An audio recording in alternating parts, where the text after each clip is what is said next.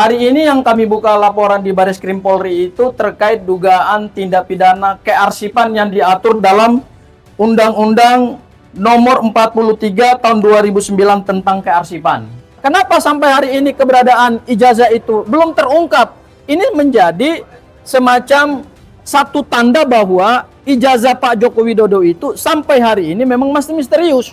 Ternyata saya tidak menemukan bukti otentik KPU fotokopi dengan asli itu tidak tersambungkan. Hari ini saya selaku kuasa hukum pelapor, yaitu Dr. Bonatua Silalahi, mendatangi Baris Krim Polri untuk membuka laporan dugaan tindak pidana kearsipan, ya, terkait dengan keberadaan ijazah yang selama ini menjadi polemik di publik, yaitu ijazah Pak Joko Widodo sejak mencalonkan diri sebagai calon wali kota Solo 2 periode, kemudian calon gubernur DKI Jakarta, kemudian calon presiden Republik Indonesia untuk 2 periode. Hari ini yang kami buka laporan di Baris Krim Polri itu terkait dugaan tindak pidana kearsipan yang diatur dalam Undang-Undang Nomor 43 Tahun 2009 tentang kearsipan. Siapa saja terlapornya? Yang pertama adalah Komisioner atau Sekjen KPU RI periode 2014 sampai 2024. Kemudian yang kedua, Komisioner atau Sekretaris KPU DKI Jakarta periode 2012 dan 2017. Kemudian yang ketiga, Kepala Arsip Negara Republik Indonesia periode 2012 dan 2024. Kemudian pejabat Kepala Dinas Perpustakaan dan Kearsipan Pemprov DKI Jakarta periode 2012 dan 2017. Kemudian pejabat Kepala Dinas Perpustakaan dan Kearsipan Pemkot Surakarta periode 2005 sampai 2015. Dan yang terakhir adalah Komisioner dan Sekretaris KPU Kota Solo 2005 dan 2010.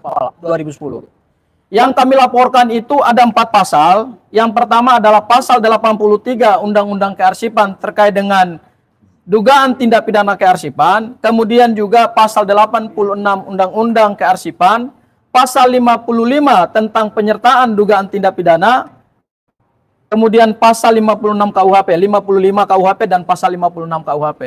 Yang kami laporkan ini materi pokoknya adalah mengungkap keberadaan ijazah Pak Joko Widodo yang sampai hari ini belum diarsipkan di dalam Lembaga Kearsipan Daerah dan Kearsipan Nasional atau ANDRI. Kenapa? Berdasarkan Undang-Undang Kearsipan dan kemudian Undang-Undang Pemilu, kemudian juga peraturan KPU, dokumen seorang kepala daerah, dokumen seorang presiden terpilih, setelah melewati batas tertentu yaitu di atas 5 tahun, kemudian kewajiban Lembaga Arsip Nasional dan Lembaga Arsip Daerah adalah harus mengarsipkan itu di dalam kearsipan. Karena arsip itu adalah bagian dari identitas bangsa Indonesia. Arsip itu adalah potret perjalanan sejarah bangsa. Jokowi pernah memenangkan pertarungan gubernur Jakarta melalui pilkada langsung dan memenangkan pemilihan presiden 2 periode yang dipilih langsung oleh rakyat. Tapi sampai hari ini keberadaan ijazah itu belum sama sekali diarsipkan. Kami tidak berbicara tentang keaslian ijazah atau tidak, palsu atau tidak palsu. Tapi yang kami bicarakan adalah kewajiban lembaga-lembaga kearsipan yang harusnya dimulai dari KPUD, KPU RI, menyerahkan dokumen itu kepada Lembaga Arsip Daerah dan Lembaga Arsip Nasional. Kewajiban mereka adalah menjaga dokumentasi ijazah. Kenapa sampai hari ini keberadaan ijazah itu belum terungkap? Ini menjadi semacam satu tanda bahwa ijazah Pak Joko Widodo itu sampai hari ini memang masih misterius. Ya, misterius itu tentu misterius dari sisi keberadaannya. Sehingga tentu ini akan menjadi satu tantangan hukum baru lagi ke depan. Dokumen ijazah Pak Joko Widodo ini kemudian semakin hari semakin menggelinding. Bukan hanya ada laporan di Polda Metro Jaya yang sama-sama kita tahu sudah ada tersangka yang ditetapkan oleh Polda Metro Jaya, tetapi juga ini akan membuka kotak Pandora baru bahwa bukan hanya orang yang sedang meneliti ijazah Pak Joko Widodo kemudian hari ini menjadi tersangka, tetapi lembaga-lembaga yang mempunyai otoritas yang diberikan kewenangannya oleh undang-undang, dibayar oleh APBN, menjalankan undang-undang kearsipan. Kenapa ijazah Pak Joko Widodo itu sampai hari ini tidak diarsipkan oleh lembaga arsip daerah dan lembaga arsip nasional? Nah, pelapor yaitu Bapak Dr. Bonatua Silalahi ini adalah seorang peneliti Scopus. Ya, beliau adalah peneliti yang hasil penelitiannya itu masuk ke jurnal internasional.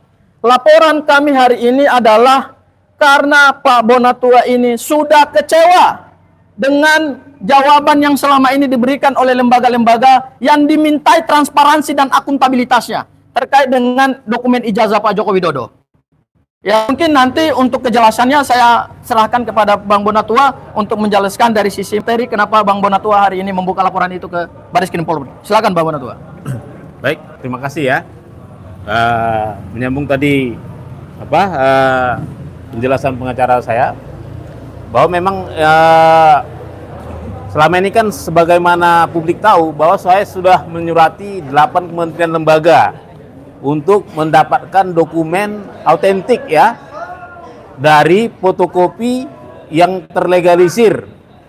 Artinya autentik ini kalau dia di dalam rejim undang-undang kearsipan, autentik itu adalah kopian atau dokumen yang sudah dibandingkan dengan aslinya. Ternyata dari dokumen-dokumen hasil yang saya peroleh dari KPU dan KPUD terungkap bahwa belum pernah penyandingan langsung antara asli dan fotokopi yang dileges. Terus dari hasil berbagai ungkapan dari komisioner di KPU di media-media juga mengungkap bahwa mereka tidak melakukan itu. Karena apa? Karena undang-undang PKPU-nya menyebut itu dapat, artinya bisa saja tidak. Jadi selama ini KPU tidak menggunakan kalimat dapat itu untuk melakukan klarifikasi, verifikasi. Dalam rejim undang-undang pemilu itu di PKPU disebut selain verifikasi itu bisa langsung klarifikasi. Artinya begini, kalau ada ijazah difotokopi lalu dilegalisir lalu KPU, maka KPU itu hanya sampai mengecek ke legalisir, tidak pernah ngecek ke asli dan disandingkan ke fotokopinya. Seperti itu. Jadi karena saya merasa penelitian ini butuh data yang tervalidasi secara hukum dan teknis, jadi saya minta tolong ke Bareskrim untuk tujuan laporan saya agar Bareskrim melakukan penyelidikan. Penyelidikan ini bisa jadi tadi seperti ada ujungnya dugaan pidana, tapi saya tidak mengarah ke situ. Saya hanya ingin bahwa dokumen yang dikasih KPU ke saya itu ada dari KPU RI ya, ada 2019, 2014. KPUD DKI ada 1 2012 dan ada dari tim kita juga yang lain Pak Mentofik di Solo ada 1. Itu harus divalidasi dan secara hukum oleh lembaga kearsipan daerah maupun ANRI. Ya. Kenapa? Karena di Undang-Undang ANRI, di Undang-Undang Kearsipan Nasional, kearsipan itu disebutkan setiap ada penyerahan dokumen, maka lembaga kearsipan atau ANRI wajib mengautentifikasi dengan menggunakan tenaga ahli yang kompeten. Dan yang tenaga ahli yang kompeten ini adalah arsiparis dan ahli forensik dokumen. Jadi harapan kita adalah semoga ya nanti melalui Mabes Polri ya, Bareskrim bisa meyakinkan publik. Tidak salah juga ya, meskipun terlambat ya, tidak salah juga meskipun terlambat. Ya bisa saja aslinya ditunjukkan sekarang ya. Lalu disandingkan dengan fotokopi yang telah kami kumpulkan. Begitu. Terima kasih. Ya. Ada pertanyaan? Jadi laporannya diterima dari direktorat mana, Pak? Diterima oleh Direktorat Tindak Pidana Umum, kemudian masuk ke unit 4, yaitu dokumen politik, Dokpol. Ya, nanti kemudian kami akan melengkapi dokumen-dokumen karena tadi sudah ada bukti permulaan. Kemudian penyidik meminta kepada kami untuk kemudian melengkapi bukti-bukti lagi dan kemudian akan kami dijadwalkan untuk bertemu dengan penyidik menyampaikan secara runut dugaan peristiwa hukumnya seperti apa gitu, Mbak. Oh, jadi untuk saat ini LP-nya belum keluar? Sudah diterima oleh pihak Baris Polri ya. sudah diterima dan kami akan melengkapi bukti-bukti dan akan melengkapi dokumen. Boleh ditunjukkan LP-nya, Pak?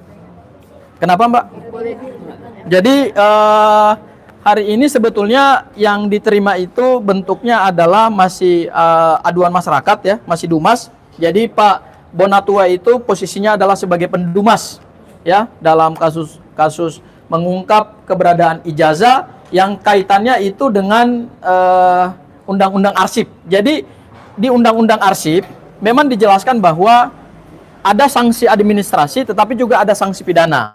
Nah, yang ditempuh oleh pendumas ya dalam hal ini ada Pak Dr. Bonatua Silalahi itu mengambil langkah hukum pidana karena memang ada dugaan peristiwa pidana berupa tidak menyerahkan ijazah Pak Joko Widodo untuk dijadikan sebagai arsip. Kemudian yang kedua, diduga kalaupun ijazah itu sudah diterima dan sudah diarsipkan, berarti ada dugaan menghilangkan dokumen arsip, ya. Karena ini masih berhubungan dengan ramainya ijazah Pak Jokowi yang dibicarakan di publik, ya, sehingga jangan-jangan kita menduga, ya, ada semacam upaya dari lembaga-lembaga yang punya otoritas di bidang kearsipan, kemudian menutupi informasi itu gitu, sehingga keaslian daripada ijazah Pak Jokowi yang menurut Pak Bonatua tadi berdasarkan keterangan dari KPU tidak pernah dilakukan klarifikasi atau autentikasi antara salinan yang dilegalisir dengan fisik ijazah asli. Itu yang menurut KPU tidak pernah dilakukan. Nah, kami mengharapkan dengan adanya upaya hukum pidana yang dilakukan atau ditempuh oleh Pak Bonatua Silalahi ini, Mabes Polri bisa mengungkap keberadaan ijazah asli, kemudian nanti dibandingkan dengan ijazah yang dilegalisir, kemudian nanti dicari apakah ini sudah dilakukan pengarsipan secara layak atau tidak, atau sudah dilakukan perintah undang-undang kearsipan atau tidak. Jadi kita lebih kepada melihat ada kelalaian atau ada dugaan tindak pidana yang dilakukan oleh pihak-pihak yang dilaporkan hari ini terkait dengan menyimpan dokumen ijazah sebagai bagian dari arsip negara. Nah, ini yang akan diungkap dalam laporan Pak Bonatua Silalahi, sehingga ini juga akan menjawab misterius atau keberadaan ijazah Pak Jokowi yang sampai hari ini saja masih misterius gitu, ya, seperti itu, Mbak. Kalau Pak Bonatua, kemudian apa sih Pak yang ditimbulkan karena tidak mendapatkan ijazah dari ATRI ini? Sebelumnya kan Bapak juga udah dapat ijazah dari KPU pusat sama RI. Lalu Pak, ini ada baru-baru ini ada 8 tersangka. Apakah ada kekhawatiran dari Bapak bahwa kasus ini masih soal ijazah Jokowi? Jadi baik, makasih. Saya itu peneliti yang masih statusnya hipotesis. Kalau teman-teman yang jadi tersangka mungkin Pak RT kan berulang kali disebut di media mereka sudah ada tesis, ya. Jadi tesis mereka sudah ijazah 99,9% palsu. Kalau saya hipotesis saya ijazah itu tidak ada, ya. Hipotesis ini bisa diterima, H0 diterima, ya. Jika ternyata saya tidak menemukan bukti otentik KPU fotokopi dengan asli itu tidak tersambungkan, itu diterima. Kalaupun nanti ternyata bisa ada, berarti hipotesis saya ditolak. Artinya itu ijazah ada. Terserah nanti apakah ijazah itu ada lagi peneliti selanjutnya yang meneliti asli atau tidak, itu domain mereka. Tapi kami di sini dalam rangka akademis hanya sampai pada mengungkap ada atau tidak saja. Begitu. Kan itu udah Bapak dapatin di KPU RI sama KPU daerah.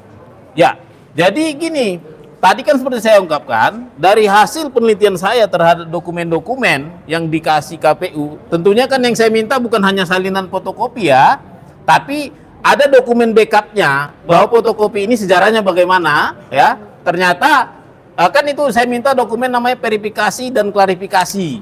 Nah, di dokumen-dokumen ini tidak ada berita acara yang menyebutkan pernah dilakukan verifikasi, klarifikasi.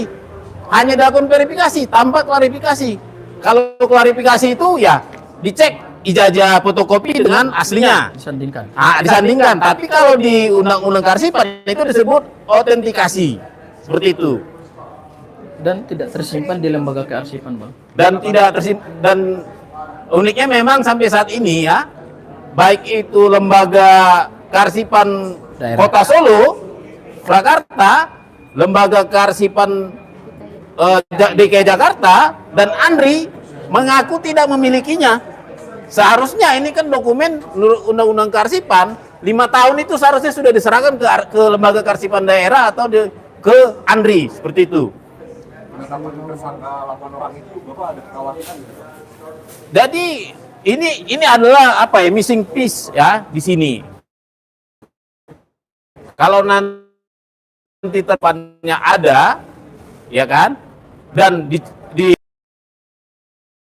tidak sah dong yang 8 itu ya, di tahun depan. Tapi kalau ada, maka tahap berikutnya adalah benar nggak tesisnya teman-teman RT, tesisnya itu palsu? Kan pertanyaannya palsu atau tidak? Maka itu akan menjadi, ini akan menjawab potongan-potongan puzzle tadi, seperti itu. Oke.